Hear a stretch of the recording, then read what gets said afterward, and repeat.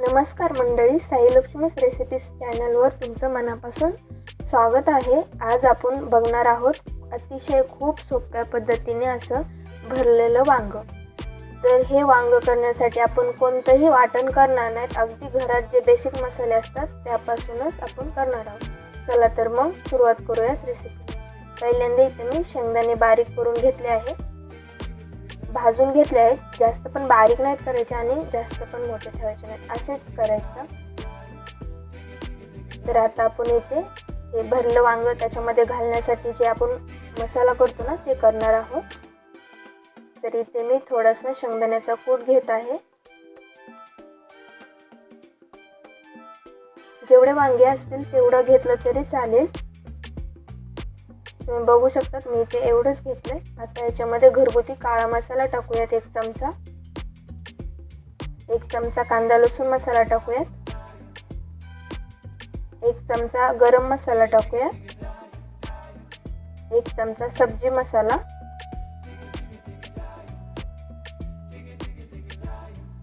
एक चमचा धना पावडर टाकूयात आणि चिमूटभर हळद।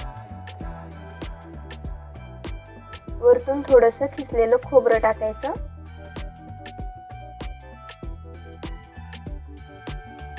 इथे मी सगळं खोबरं टाकून घेते। आता थोडीशी कोथिंबीर टाकायची।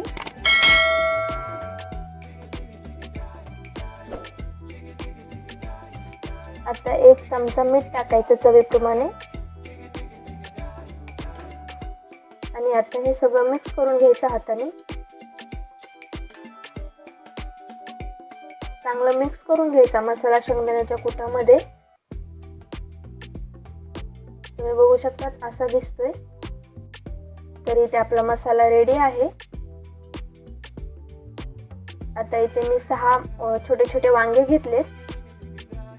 तर आता वांग्याला स्वच्छ धुवून घेऊयात आणि जे आपण नंतर वांगे कापून धुतो ना तर ते धुवायचे नाहीत, आताच धुवून घ्यायचे। कारण जे वांग्याची जे स्वतःची चव असते ना ती निघून जाते कापून धुतल्याच्या नंतर, त्यामुळे आधीच धुवून घ्यायचे। थोडंसं मीठ टाकायचं, म्हणजे मीठ टाकल्याच्या नंतर जे वांग्यामध्ये जंतू असतात ना ते मरून जातात।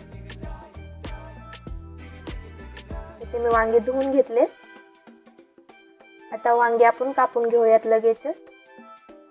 तर समोरचा असा देठ थोडासा कापून घ्यायचा।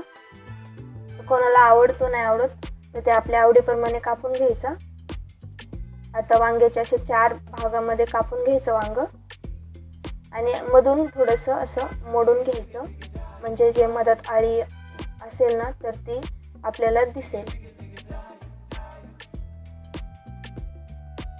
तर अशा प्रकारे आपण याच्यामध्ये थोडंसं मीठ टाकायचं, कारण वांग मीठ लावल्याच्या नंतर काळं पडणार नाही। थोडंसंच लावायचं मीठ, जास्त नाही।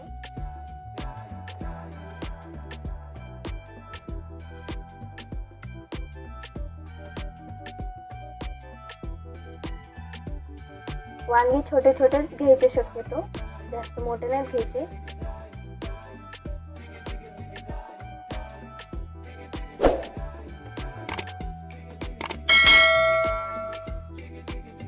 जर अशा पद्धतीने केले ना, मीठ लावून ठेवले तर साईडला थोडेसे काळे पडणार नाही।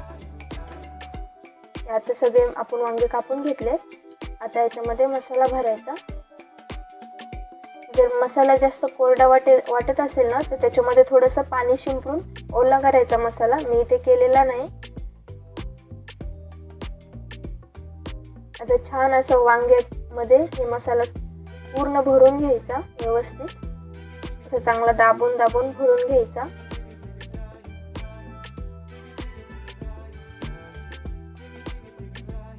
आता इथे सगळ्याच वांग्यामध्ये मी मसाला भरून घेतलेला आहे। तर आता चला आपण ह्याला फोडणीची तयारी करूया। आता इथे लोखंडी कढई मी गरम करायला ठेवली, तर त्याच्यामध्ये थोडंसं तेल टाकायचं।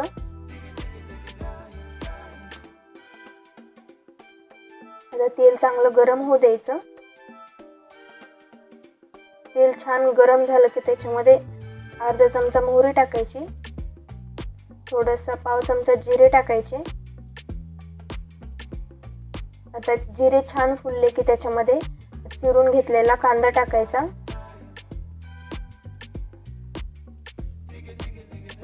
कांदा छान परतून घ्यायचा तेलामध्ये.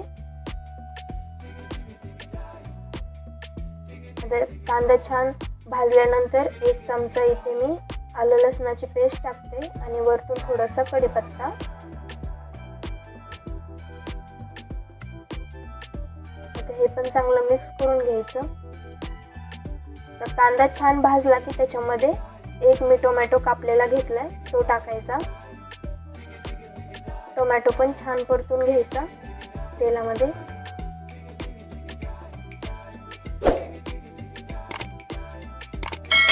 टोमॅटो छान भाजल्यानंतर त्याच्यामध्ये 1 वाटी मी म्हणजे छोटीशी वाटी होती तर ते वाटाणे टाकले त्याच्यामध्ये.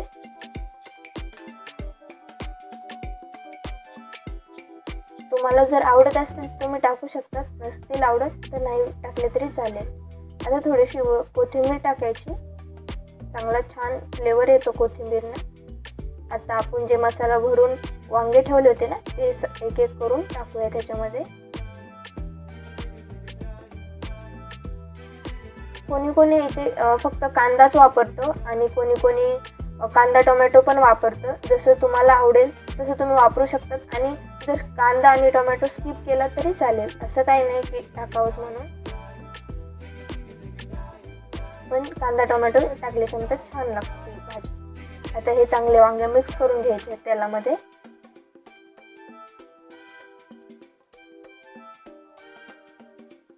जास्त पण भाजू द्यायचे ना तेलामध्ये. जर तेलामध्ये जास्त भाजले ना तर पटकन शिजत नाही. आता इथे 1 ग्लास मी पाणी टाकले साधं. इथे मी 2 माणसाचीच भाजी करते. तुम्हाला जर तुमच्या घरात जेवढे माणसं असतील तुम्ही त्या पद्धतीने करू शकता. आता इथे पाणी आपण चांगलं टाकलं होतं ते मिक्स करून घेऊयात. आणि आता हे उरलेला आपला जे मसाला होता ना मगाशी बनवलेला तो टाकून घेऊयात. छान उकळी फुटली की.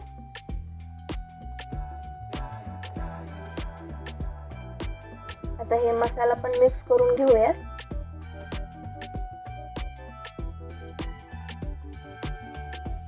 गॅस थोडासा बारीक करून घेऊयात.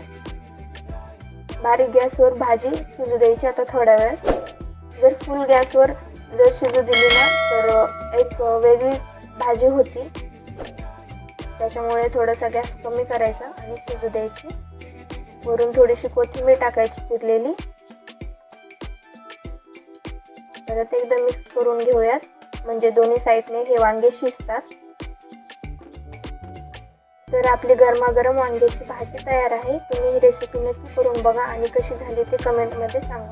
व्हिडिओ आवडला असेल तर लाईक करा, शेअर करा आणि चॅनलला सबस्क्राईब करायला विसरू नका. पुन्हा भेटूयात पुढच्या रेसिपीसोबत. धन्यवाद.